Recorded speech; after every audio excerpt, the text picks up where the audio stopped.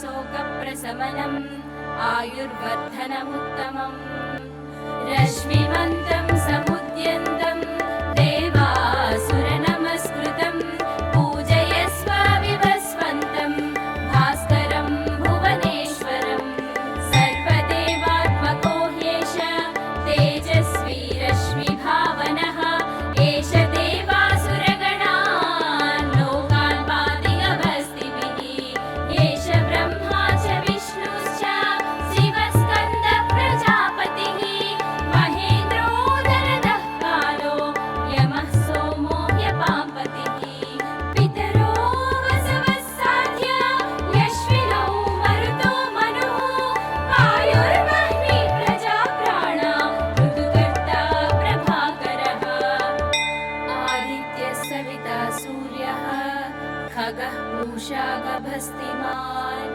सुवर्णसदृशो भानुः हिरण्यरेता दिवाकरः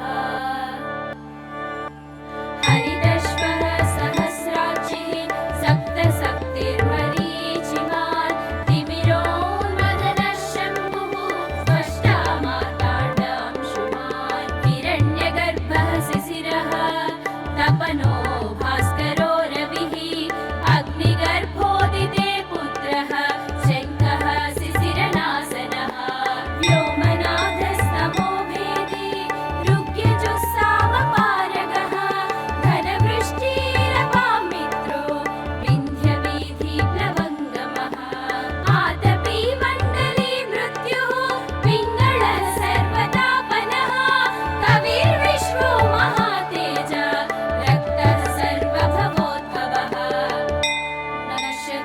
नक्षत्रग्रहताराणाम् अधिपो विश्वभावनः तेजसामपि तेजस्वी द्वादशात्मन्नमोऽस्तु ते नमः पूर्वाय गिरये पश्चिमायाद्रये नमः ज्योतिर्गणानां पतये दिनाधिपतये नमः जयाय जयभद्राय हर्यश्वाय नमो नमः नमो नमः सहस्रांशो आदित्याय नमो नमः नमः उग्राय वीराय सारंगाय नमो नमः नमः पद्मप्रबोधाय मार्ताण्डाय नमो नमः ब्रह्मेशानाच्युतेशाय सूर्यायादित्यवच्चसे भास्वते सर्वभक्षाय रौद्राय वपुषे नमः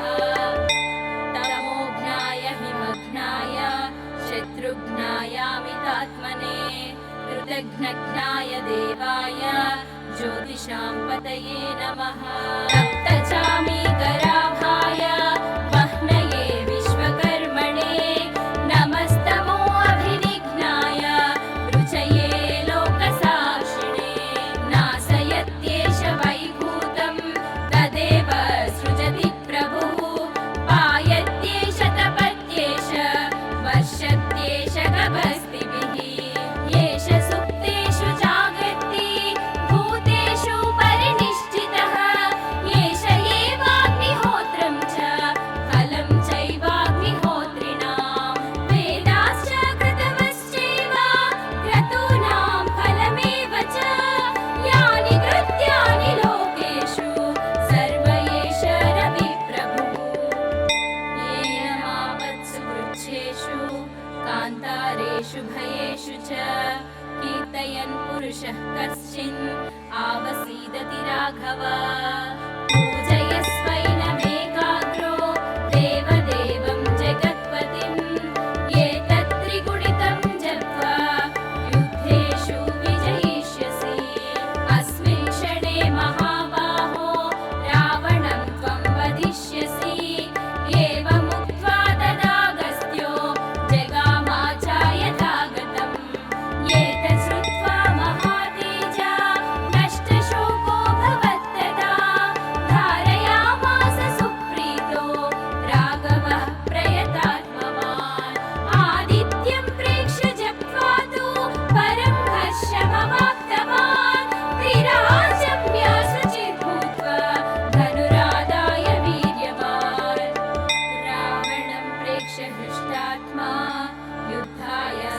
समागमत् सर्वयत्नेन महता वधे तस्य द्रुतोऽभवत् अथ रविरवदन् निरीक्ष्य रामम् मुदितमनाः परमं प्रहृष्यमाणः निशिचरपति संशयं विदित्वा सुरगण मध्यगतो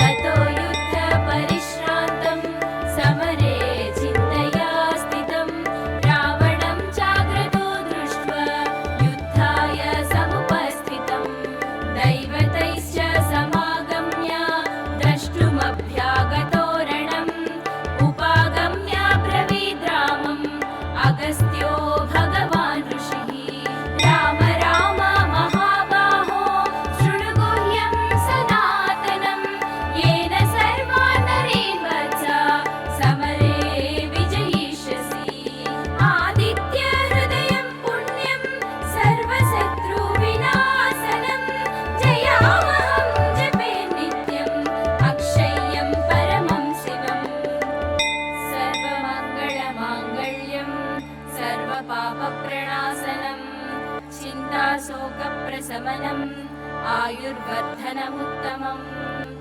रश्मिमन्तं समुद्यन्तं देवासुरनमस्कृतं पूजयस्व विवस्वन्तं भास्करं भुवनेश्वरं सर्वदेवात्मको ह्येष तेजस्वी रश्मिभावनः एष देवासुरगणान् लोकान् पातिगभस्तिभिः एष ब्रह्मा च विष्णुश्च शिवस्कन्दः प्रजापतिः महेन्द्रोदरदः कालो यमः सोमो ह्यपाम्पतिः पितरो वसवः साध्य यश्विनौ मरुतो मनुः वायुर्वह्निः प्रजाप्राणा ऋतुकर्ता प्रभाकरः आदित्यः सविता सूर्यः खगः पूषा गभस्तिमान् सुवर्णसदृशो भानुः हिरण्यरेता दिवाकरः हरिदश्वः सहस्राक्षिः सप्तशक्तिर्मरीचिमान् तिमिरोन्मदनः शम्भुः स्पष्टा मार्ताण्डांशुमान् हिरण्यगर्भः शिशिरः तपनो भास्करो रविः अग्निगर्भोदिते पुत्रः शङ्खः शिशिरनाशनः व्योमनाथस्तमो भेदी ऋग्यजुस्सामपारगः घनवृष्टिरपां मित्रो विन्ध्यवीथिप्लवङ्गमः आतपी मण्डली मृत्युः पिङ्गळः सर्वतापनः कविर्विश्वो महातेज रक्तः सर्वभवोद्भवः नक्षत्रग्रहताराणाम् अधिपो विश्वभावनः तेजसामपि तेजस्वी द्वादशात्मन्नमोऽस्तु ते नमः पूर्वाय गिरये पश्चिमायाद्रये नमः ज्योतिर्गणानां पतये दिनाधिपतये नमः जयाय जयभद्राय हर्यश्वाय नमो नमः नमो नमः सहस्रांशो आदित्याय नमो नमः नमः उग्राय वीराय सारंगाय नमो नमः नमः पद्मप्रबोधाय मार्ताण्डाय नमो नमः ब्रह्मेशानाच्युतेशाय सूर्यायादित्यवच्चसे भास्वते सर्वभक्षाय रौद्राय वपुषे नमः तमोघ्नाय हिमघ्नाय शत्रुघ्नायामितात्मने कृतघ्नघ्नाय देवाय ज्योतिषां पतये नमः तप्तचामीकराभाय वह्नये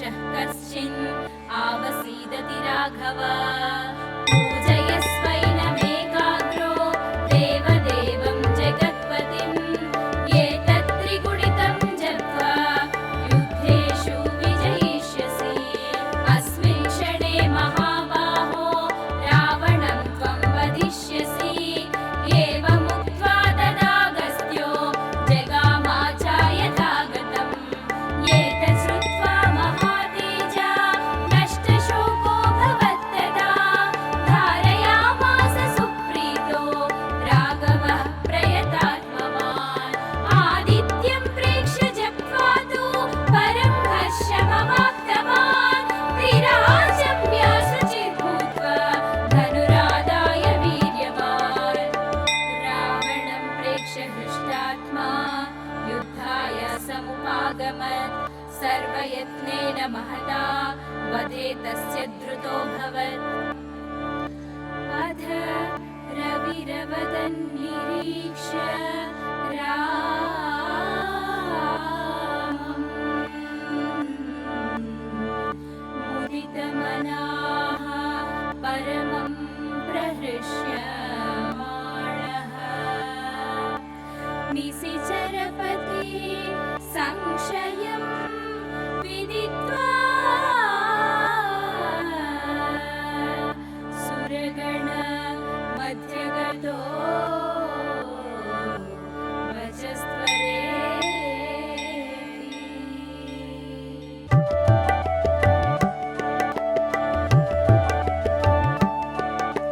ततो युद्धपरिश्रान्तं समरे चिन्तया स्थितं रावणं चाग्रतो दृष्ट्वा युद्धाय समुपस्थितं दैवतैश्च समागम्य द्रष्टुमभ्यागतो रणम् उपागम्य ब्रवीद् रामम् अगस्त्यो भगवान् ऋषिः राम राम महाबाहो शृणु गुह्यं सनातनं येन सर्वान् नरेन् वत्स समरे विजयिष्यसि आदित्य हृदयं पुण्यं सर्वशत्रुविनाशनं जयावहं जपे नित्यम् अक्षय्यं परमं शिवम् सर्वमङ्गलमाङ्गल्यं सर्वपापप्रणाशनं चिन्ताशोकप्रशमनम् आयुर्वर्धनमुत्तमम्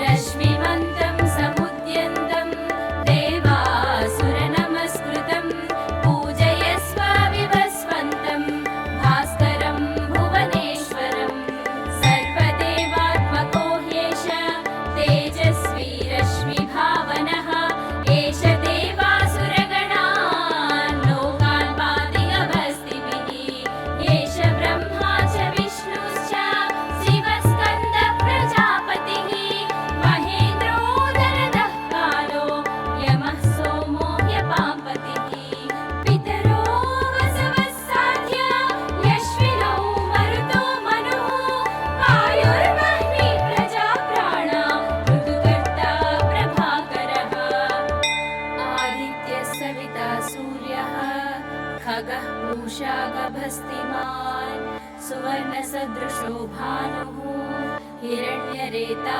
दिवाकरः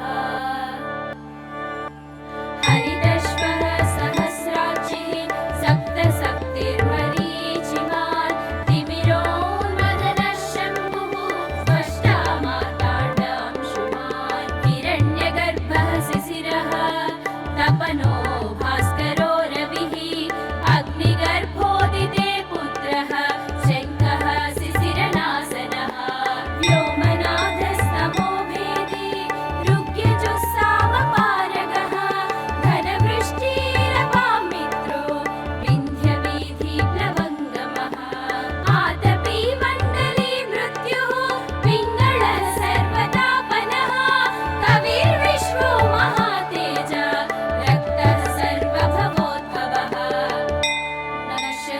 नक्षत्रग्रहताराणाम् अधिपो विश्वभावनः तेजसामपि तेजस्वी द्वादशात्मन्नमोऽस्तु ते नमः पूर्वाय गिरये पश्चिमायाद्रये नमः ज्योतिर्ग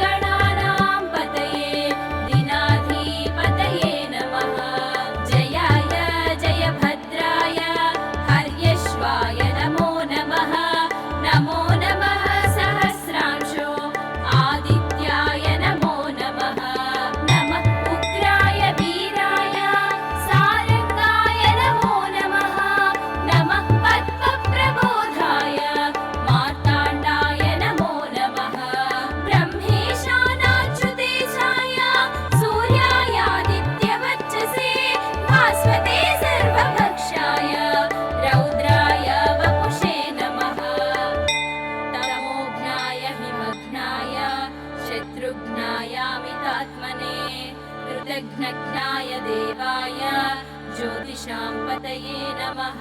सप्तचामीकराभाय वह्नये विश्वकर्मणे नमस्तमो अभिनिघ्नाय रुचये लोकसाक्षिणे। नासयत्येष वैभूतं तदेव सृजति प्रभुः।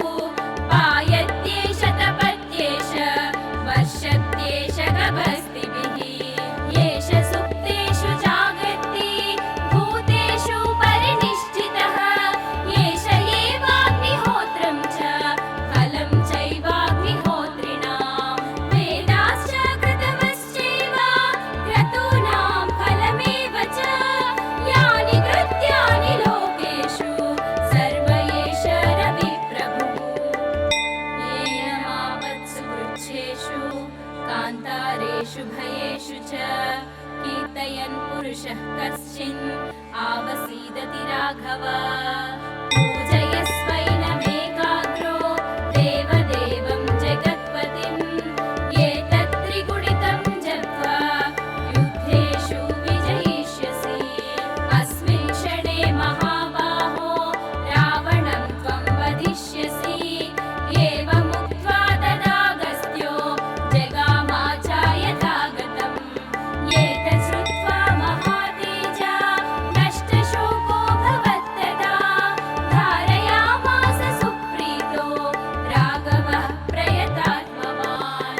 आदित्यं प्रेक्ष्य जप्त्वा तु परं हर्षमवाप्तवान्। त्रिराजम्य शुचिर्भूत्वा धनुरादाय वीर्यवान्। रावणं प्रेक्ष्य हृष्टात्मा युद्धाय समुपागमत्। सर्वयत्नेन महता वधे तस्य द्रुतोऽभवत्। अथ रविरवदन् निरीक्ष्य रामम्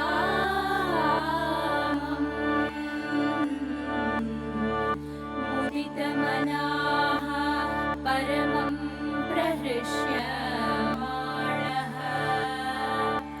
निशिचरपति संशयं विदित्वा सुरगण मध्यगतो वचस्त्वरेति।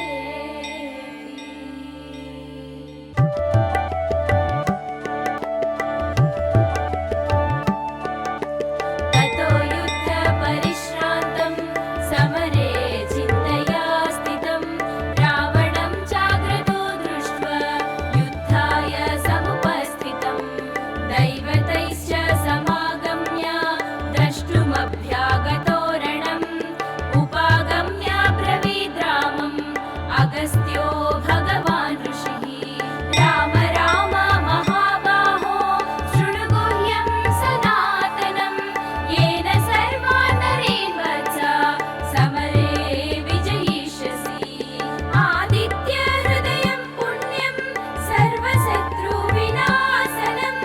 जयावहं जपे नित्यम् अक्षय्यं परमं शिवम्। सर्वमङ्गलमाङ्गल्यं सर्वपापप्रणाशनम्।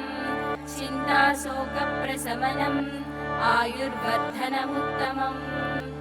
रश्मिमन्तं समुद्यन्तं देवासुरनमस्कृतं। पूजयस्व विवस्वन्तं भास्करं भुवनेश्वरम्। सर्वदेवात्मको ह्येष तेजस्वी रश्मिभावनः। एष देवासुरगणान् लोकान् पाति गभस्तिभिः। एष ब्रह्मा च विष्णुश्च शिवस्कन्दः प्रजापतिः। महेन्द्रोदरदः कालो यमः सोमो ह्यपाम्पतिः। पितरो वसवः साध्य यश्विनौ मरुतो मनुः। वायुर्वह्निः प्रजाप्राणा ऋतुकर्ता प्रभाकरः।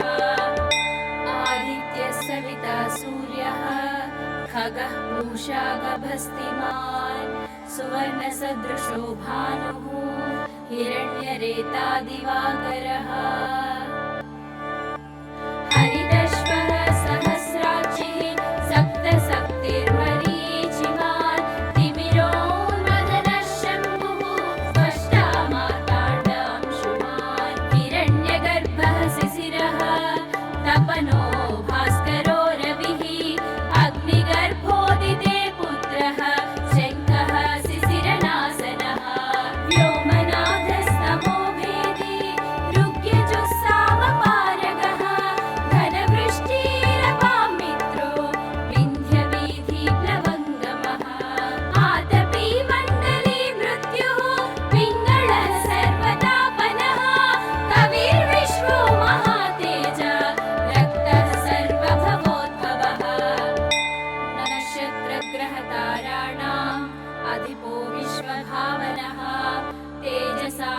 तेजस्वी द्वादशात्मन्नमोऽस्तु ते।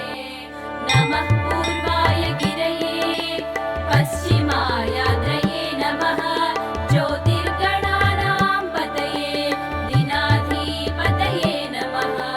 जयाय जयभद्राय हर्यश्वाय नमो नमः। नमो नमः सहस्रांशो आदित्याय नमो नमः। नमः उग्राय वीराय सारंगाय नमो नमः। नमः पद्मप्रबोधाय मार्ताण्डाय नमो नमः।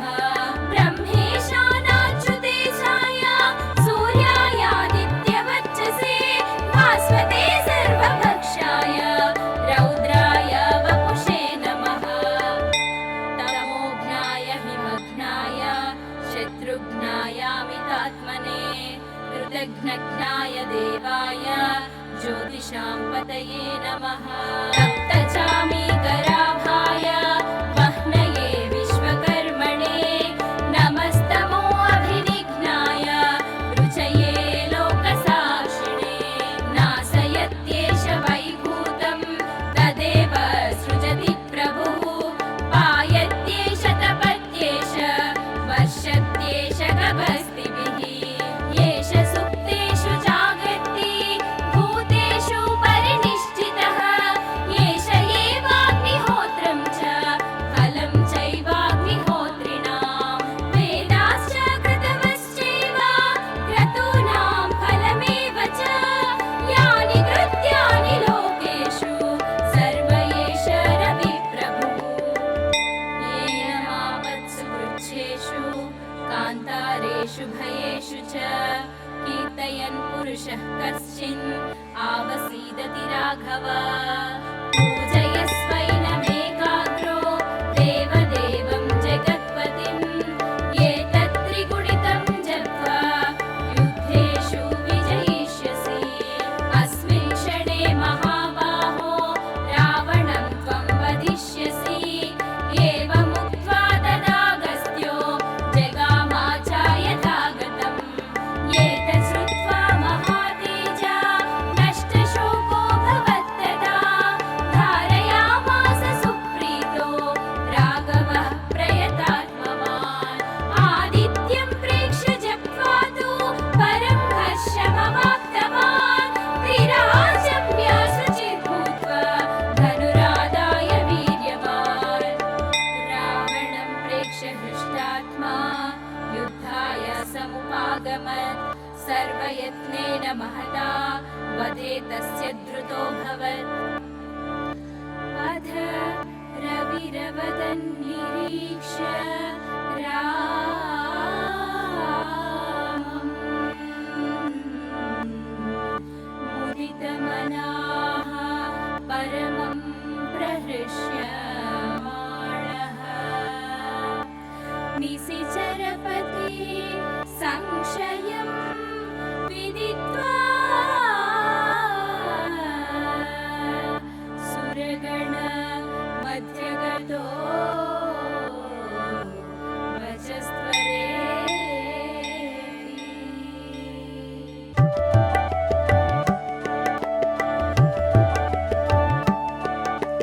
ततो युद्धपरिश्रान्तं समरे चिन्तया स्थितं। रावणं चाग्रतो दृष्ट्वा युद्धाय समुपस्थितं। दैवतैश्च समागम्य द्रष्टुमभ्यागतो रणम्। उपागम्य ब्रवीद् रामम् अगस्त्यो भगवान् ऋषिः। राम राम महाबाहो शृणु गुह्यं सनातनं। येन सर्वान् नरेन् वत्स समरे विजयिष्यसि। आदित्यहृदयं पुण्यं सर्वशत्रुविनाशनं। जयामहं जपे नित्यम् अक्षय्यं परमं शिवम्। सर्वमङ्गलमाङ्गल्यं सर्वपापप्रणाशनं। चिन्ताशोकप्रशमनम् आयुर्वर्धनमुत्तमम्। रश्मिमन्तं समुद्यन्तं देवासुरनमस्कृतं। पूजयस्व विवस्वन्तं भास्कर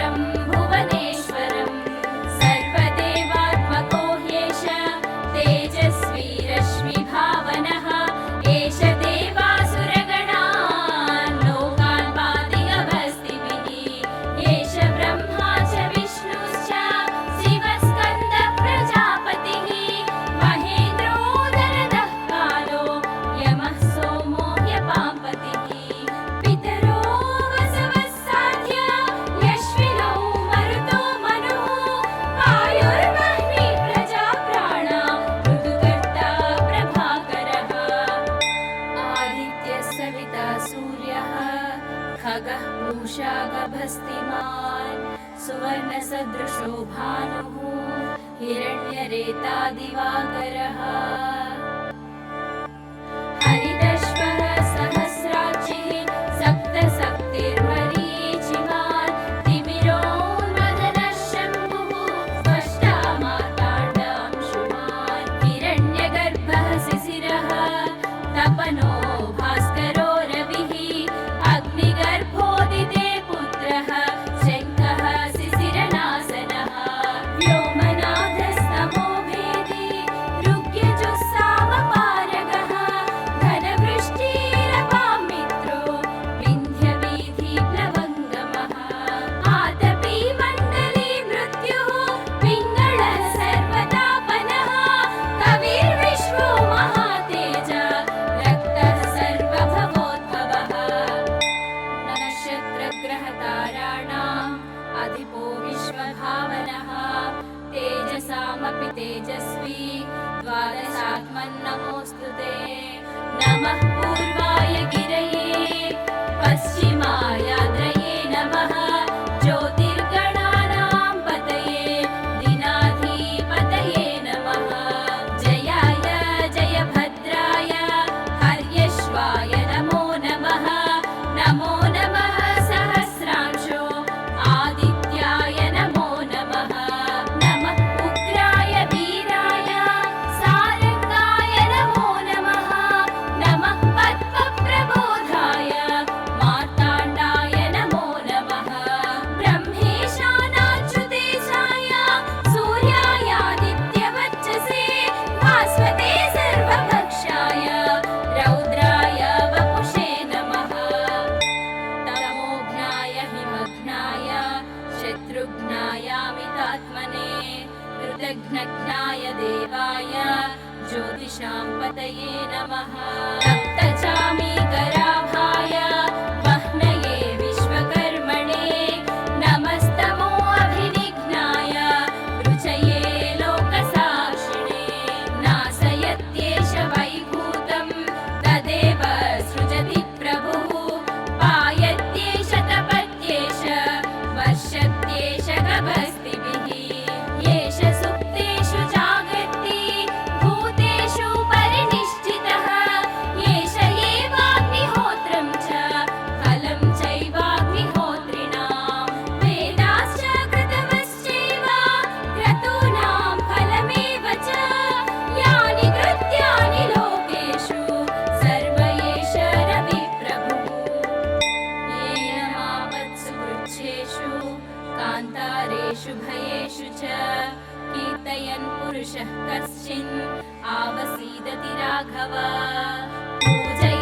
पूजयस्वैनमेकाग्रो देवदेवं जगत्पतिं एतत्त्रिगुणितं जप्त्वा युद्धेषु विजयिष्यसि अस्मिन् क्षणे महाबाहो रावणं त्वं वदिष्यसि एवमुक्त्वा तदागस्त्यो जगामाचार्यथागतम् एतत् श्रुत्वा महातेजा नष्टशोको भवत्तदा धारयामास सुप्रीतो राघवः प्रयतात्मवान् आदित्यं प्रेक्ष्य जप्त्वा तु परं हर्षमवाप्तवान् त्रिराजम्य शुचिर्भूत्वा धनुरादाय वीर्यवान् रावणं प्रेक्ष्य हृष्टात्मा युद्धाय समुपागमत् सर्वयत्नेन महता वधे तस्य द्रुतोऽभवत् अथ रविरवदन् निरीक्ष्य रामम् मुदितमनाः परमं प्रहृष्यमाणः निशिचरपति संशयं विदित्वा सुरगण मध्यगतो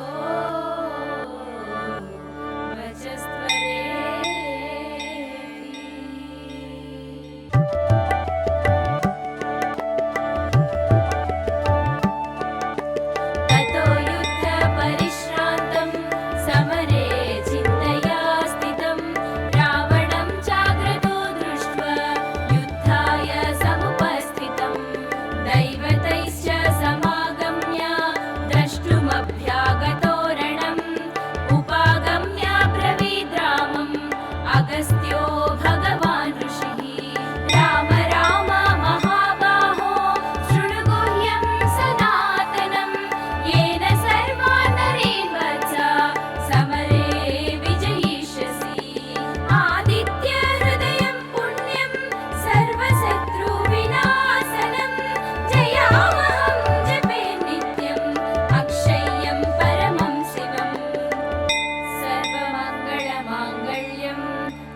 सर्वपापप्रणाशनम् चिन्ताशोकप्रशमनम् आयुर्वर्धनमुत्तमम् रश्मिमन्तं समुद्यन्तं देवासुरनमस्कृतं पूजयस्व विवस्वन्तं भास्करं भुवनेश्वरं सर्वदेवात्मको ह्येष तेजस्वी रश्मिभावनः एष देवासुरगणान् लोकान् पातिगभस्तिभिः एष ब्रह्मा च विष्णुश्च शिवस्कन्दः प्रजापतिः महेन्द्रोदरदः कालो यमः सोमो ह्यपाम्पतिः पितरो वसवः साध्य यश्विनौ मरुतो मनुः आयुर्वह्निः प्रजाप्राणा ऋतुकर्ता प्रभाकरः आदित्यः सविता सूर्यः खगः पूषा गभस्तिमान् सुवर्णसदृशो भानुः हिरण्यरेता दिवाकरः हरिदश्वः सहस्राक्षिः सप्तशक्तिर्मरीचिमान् तिमिरोन्मदनः शम्भुः स्पष्टा मार्ताण्डांशुमान् हिरण्यगर्भः शिशिरः तपनो भास्करो रविः अग्निगर्भोदिते पुत्रः शङ्खः शिशिरनाशनः व्योमनाथस्तमो भेदी ऋग्यजुः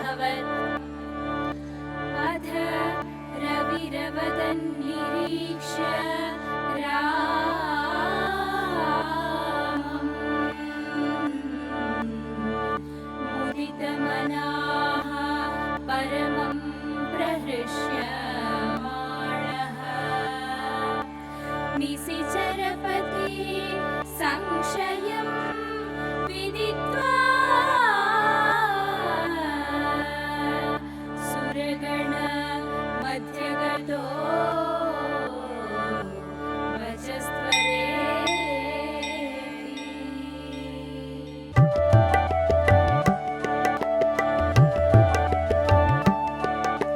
ततो युद्धपरिश्रान्तं समरे चिन्तया स्थितं रावणं चाग्रतो दृष्ट्वा युद्धाय समुपस्थितं दैवतैश्च समागम्य द्रष्टुमभ्यागतो रणम् उपागम्य ब्रवीद्रामम् अगस्त्यो भगवान् ऋषिः राम राम महाबाहो शृणु गुह्यं सनातनं येन सर्वान् नरीन् वत्स समरे विजयिष्यसि आदित्य हृदयं पुण्यं सर्वशत्रुविनाशनं जयामहं जपे नित्यम् अक्षय्यं परमं शिवम् सर्वमङ्गलमाङ्गल्यं सर्वपापप्रणाशनं चिन्ताशोकप्रशमनम् आयुर्वर्धनमुत्तमम्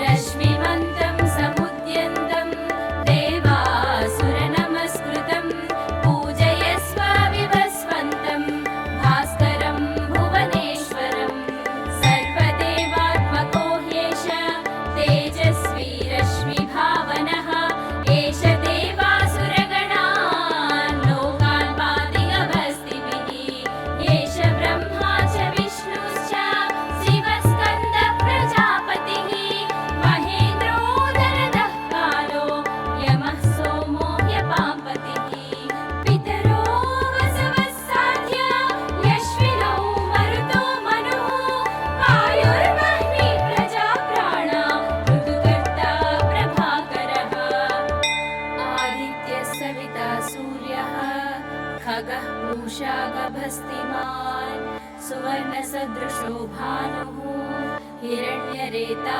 दिवाकरः हरिदश्वः सहस्राक्षिः सप्तशक्तिर्मरीचिमान् तिमिरोन्मदनः शम्भुः स्पष्टा मार्ताण्डांशुमान् हिरण्यगर्भः शिशिरः तपनो भास्करो रविः अग्निगर्भोदिते पुत्रः शङ्खः शिशिरनाशनः व्योमनाथस्तमो भेदी ऋग्यजुस्सामपारगः घनवृष्टिरपां मित्रो विन्ध्यवीथिप्लवङ्गमः आतपी मण्डली मृत्युः पिङ्गळः सर्वतापनः कविर्विश्वो महातेज रक्तः सर्वभवोद्भवः नक्षत्रग्रहताराणाम् अधिपो विश्वभावनः तेजसामपि तेजस्वी द्वादशात्मन्नमोऽस्तु ते नमः पूर्वाय गिरये पश्चिमायाद्रये नमः ज्योतिर्गणानां पतये दिनाधिपतये नमः जयाय जयभद्राय हर्यश्वाय नमो नमः नमो नमः सहस्रांशो आदित्याय नमो नमः नमः उग्राय वीराय सारंगाय नमो नमः नमः पद्मप्रबोधाय मार्ताण्डाय नमो नमः ब्रह्मेशानाच्युतेशाय सूर्यायादित्यवच्चसे भास्वते सर्वभक्षाय रौद्राय वपुषे नमः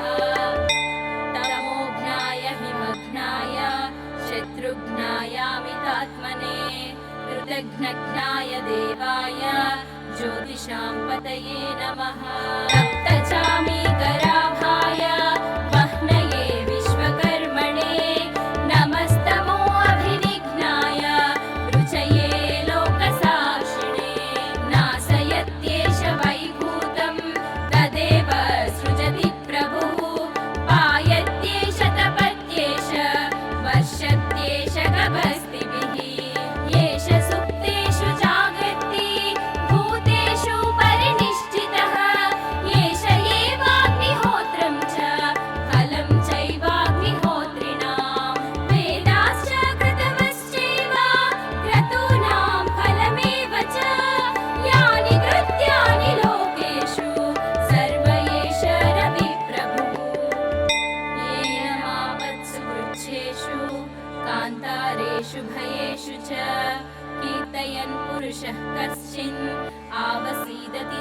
भव पूजयस्वैनमेकाग्रो देवदेवं जगत्पतिं एतत् त्रिगुणितं जप्त्वा युद्धेषु विजयिष्यसि अस्मिन् क्षणे महाबाहो रावणं त्वं वदिष्यसि एवमुक्त्वा तदागस्त्यो जगामाचार्यथागतम् एतत् श्रुत्वा महातेजा नष्टशोको भवत्तदा धारयामास सुप्रीतो राघवः प्रयतात्मवान् आदित्यं प्रेक्ष्य जप्त्वा तु परं हर्षमवाप्तवान् त्रिराजम्य शुचिर्भूत्वा धनुरादाय वीर्यवान् रावणं प्रेक्ष्य हृष्टात्मा युद्धाय समुपागमत् सर्वयत्नेन महता वधे तस्य द्रुतोऽभवत्